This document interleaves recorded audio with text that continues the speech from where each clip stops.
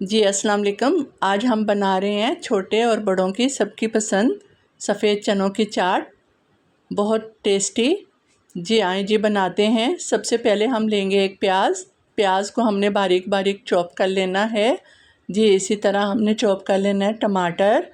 जी सबको हमने स्क्वायर में कट करना है।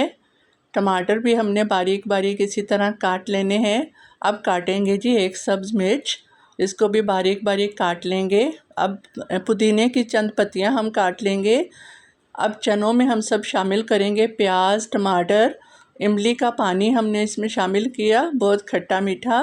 अब डालेंगे जी चाट मसाला, नमक, मिर्च और काली मिर्च, अच्छे से मिक्स करेंगे। लीजिए जी मज़ेदार सी चना चाट तैयार है। सर्व करें, खुद भी खाएं और बच्चों को भी खिलाएं। बहुत टेस्टी। नोश फरमाएं। अल्लाह हाफिज़।